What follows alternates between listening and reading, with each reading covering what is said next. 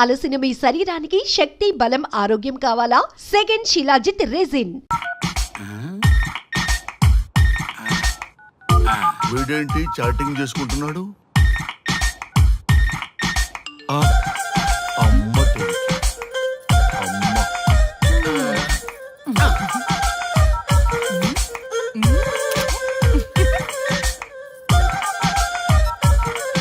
ఇంతకీ ఇంతవరకు మీ అమ్మాయికి ఎందుకు పెళ్లి చేయలేదు? ఎందుకు అంత లేట్ అయింది? ఏం లేదండి, మాకు నచ్చితేనేమో అమ్మాయికి నచ్చట్లేదు, అమ్మాయికి నచ్చితే మాకు నచ్చట్లేదు. అంచేత అమ్మాయి మెచ్చి మాకు నచ్చే సంబంధం దొరికే వరకు చూస్తూనే ఉంటాం. అందుకే లేటు. మరి మీ సార్కి ఎందుకు అవ్వలేదు? మా సారు ఎదుటివారి సంక్షేమాన్ని చూడడం తప్ప ఆయన క్షేమాన్ని ఎప్పుడూ చూసుకోలేదు. అందుకే లేట్ అయింది. ఏమంటారు? బాగా చెప్పారు సార్. ఇంతకీ మీ అమ్మాయికి నచ్చేవాడు ఎలా ఉండాలో? లుక్ లో మహేష్ బాబు, ఫిజిక్ లో ప్రభాస్ బాబు, ఎనర్జీలో ఎన్టీఆర్ బాబు, పవర్ లో పవన్ కళ్యాణ్ బాబులా ఉండాలి. ఇంతమంది బాబులు కావాలా మీ అమ్మాయికి? ఒక్క బాబు చాళ్ళా అండి? చాలడు. సల్మాన్ ఖాను, అమీర్ ఖాను, సైఫ్ అలీ ఖాను వీళ్ళు వద్దా అండి? కావాలండి, బోర్ కొట్టినప్పుడు. ఇంతకీ మీ అమ్మాయికి రియల్ స్టార్లు తప్ప రియల్ స్టార్లు నచ్చరా? నచ్చరు. మా సారు రియల్ స్టార్ అండి. మీ సార్ ఏ స్టార్ అయినా కానివయ్యా, మాతో మాత్రం సూపర్ స్టార్ రజనీకాంత్ రేంజ్ లో ఉండాలి. చూసారా సార్, మిమ్మల్ని స్టార్ అంటున్నాడు. మీకన్నా పెద్ద స్టార్ ఎవరుంటారు సార్? దయచేసి సంబంధం వద్దనకండి సార్, ప్లీజ్. ఒరే నేనెప్పుడు వద్దన్నాను రా? 30 సంవత్సరాల నుంచి ఓకే అంటూనే ఉన్నానుగా. బ్యాటర్ ఎప్పుడు మోగటలేదు కానీ. మీరు ఎక్కడ కాదంటారో అని నేను టెన్షన్ పడిపోతున్నాను. ఓకే కదా? ఓకే. చూడండి సార్, మా సార్కి మీ అమ్మాయి ఓకే. ఈ రోజే శోభనం, రేపే పెళ్లి, ఎల్లుండి ముహూర్తం. ఏమంటారు? కాదంట. ఏంటి, మా సార్ మీకు నచ్చలేదా? ఏంటి, మా సార్కి ఏం తక్కువ? కలరా, హైటా, రేంజా? ఏజ్ చాలా ఎక్కువ. ఏ మీ అమ్మాయి ఏమైనా 16 ఏళ్ల బాలాకుమార్ అనుకుంటున్నారా? మీరేమనుకున్నా పర్లేదు. ఆ చైనా ముక్కు, నేపాల్ కళ్ళు, జపాన్ కలరు మాకు అస్సలు నచ్చలేదు. సార్, ఇన్ని రోజులు యాంగ్రీ యాంగ్మెన్ యాంగిల్లోనే చూశాను. ఈ యాంగిల్లో ఎప్పుడు చూడలేదు సార్. ఈ పెళ్లి కాకపోతే మీ బతుకు పోలీస్ కుక్కలు చింపిన ఇస్తరు అవుతుందేమో సార్. అదేనంటావా? కానీ వాళ్ళేంటిరా?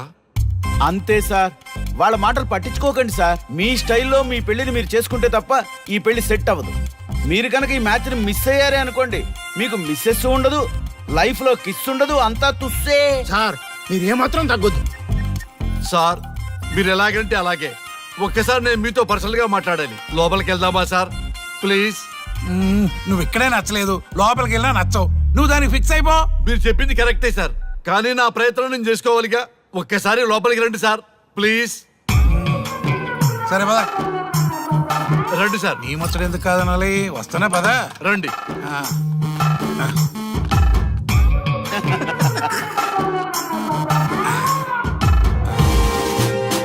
డ్రెస్ మారిందేంటి? ఇంకా చాలా మారింది మామ. లోపలికి రండి. నేను రాను. లోపలికి రండి మామా. అబ్బో, ఏంటబ్బా ఇది?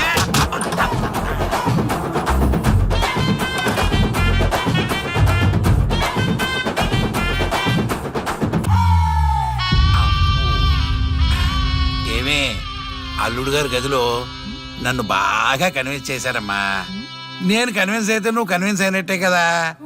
అమ్మాయిని కన్విన్స్ చేస్తాట. నిన్ను ఒకసారి పిలుస్తున్నాడమ్మా. ఓకే, చూద్దాం ఎలా ట్రై చేస్తాడు.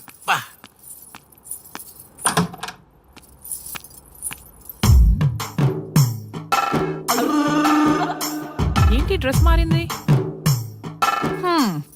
ఏదో కన్విన్స్ చేస్తారన్నారట కదా.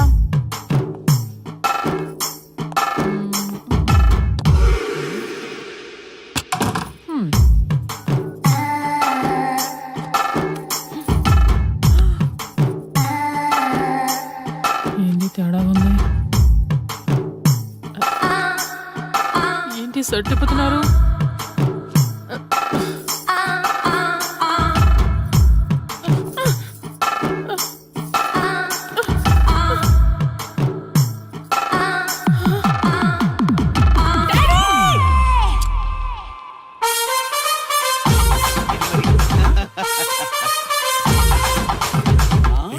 చూడు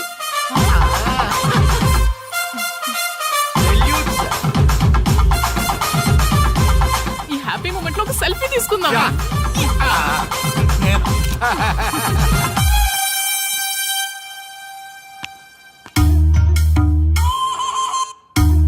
ఏమైందన్నా?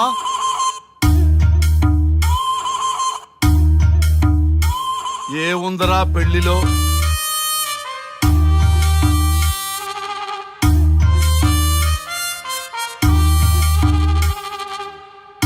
మగవాళ్లే ఎక్కువ సన్యాసం తీసుకుంటారంటే ఇప్పుడు అర్థమైపోయిందిరా. ఎందుకురా ఇంకొకళ్ళ జీవితం నాశనం చేస్తారు? అన్నా నువ్వు ఐపీఎస్ కదన్నా. ఒరేయ్, పెళ్లికి ముందు అందరూ ఐపీఎస్ లేరా, పెళ్ళైన తర్వాతే ఐస్ పీసులు.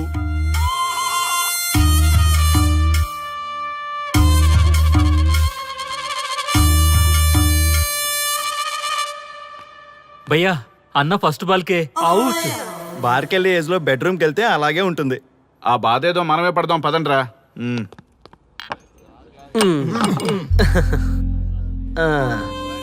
చెప్పేసిందా?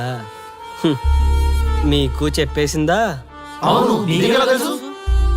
చెప్పకపోతే ఆశ్చర్యం గాని చెప్పేస్తే ఏముంది? ఓకే బ్రదర్స్, మీరందరూ మా లవ్ స్టోరీలో మందు పంచుకున్నందుకు మీ అందరికీ హార్టీ వెల్కమ్ అండ్ cheers.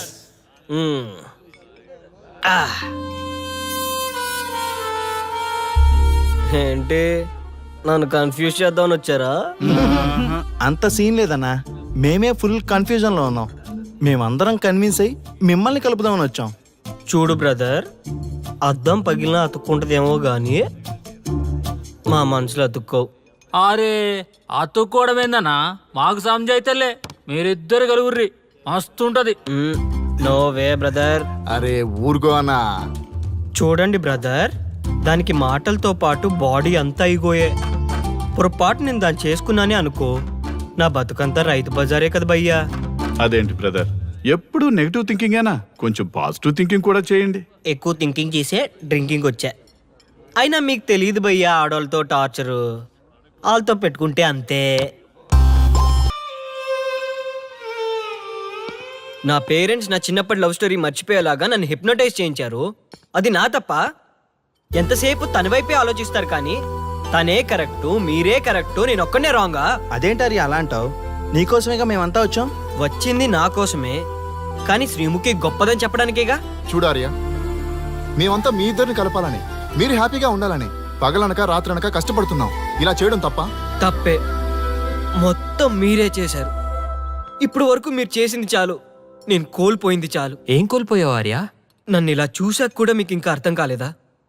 మీరంతా తను గొప్ప, తను అలా ఇలా అని పొగుడుతున్నారే కానీ నేనేంటి, నేను ఎందుకు ఇలా అయ్యానని ఎవరైనా ఆలోచించారా? చిన్నప్పుడు అదే త్యాగం చేసింది, పెద్దయినప్పుడు అదే త్యాగం చేసింది. నా లైఫ్లో అంతా తనే చేసింది. మగాడిగా పుట్టేనే నాకు ఫీలింగ్ తప్ప ఎప్పుడూ తను వెనకే ఉండిపోయాను. అవునన్నా, వాళ్ళకి మనం ఎంత చేసినా ఇంతేనా అంటారు. అదే వాళ్ళు మనకి ఇంత చేసినా మనం ఎంతో సంతోషంగా ఫీల్ అవుతాం కదా. వాళ్ళంతటా వాళ్ళు మన మనసులోకి వచ్చి మనల్ని మోసం చేసి వెళ్ళిపోతారు. మనం వెళ్తే మాత్రం పట్టించుకోరు. అంతెందుకు, మిమ్మల్ని డిస్టర్బ్ చేయకపోతే మీరు తన కోసం వెళ్తారా? అవునన్నా, ఎందుకు వెళ్తాం? చా ఊరుకో, ఫిగర్ కనబడితే వెంటబడి వేధించేది మనం. చూడు బ్రో, కాంప్రమైజ్ కాకపోతే చివరికి వైఫే కాదు లైఫే ఉండదు. నాకు నా మందుంటే చాలు. అంతేనా? అంతే. అంతేనా? అంతేరా. అంతేనా? అంతే అంతే అంతే.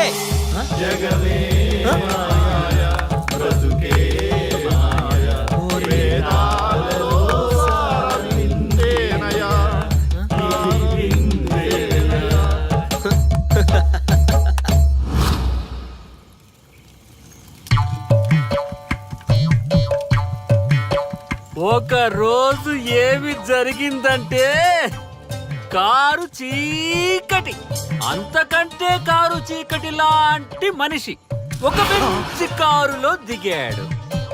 అతని ముఖంలో ఆనందం మిట్ట మధ్యాహ్నం కూడా వెతికినా దొరకదు. సడన్ గా ఒక వెలుగు వెలిగింది. ఆ వెలుగు పేరే శ్రీముఖి. బైకు పైన ఆర్య శ్రీముఖి వెళ్తున్నారు. పొదల దగ్గర ఆగారు. ఆ పొదల్లో వాళ్ళిద్దరూ దూరారు. చింత చచ్చినా స్వామికి పులుపు జావలేదు. పొంగేం కాదు, మన డార్లింగ్లిద్దరూ పొదల్లోకి దూరారా.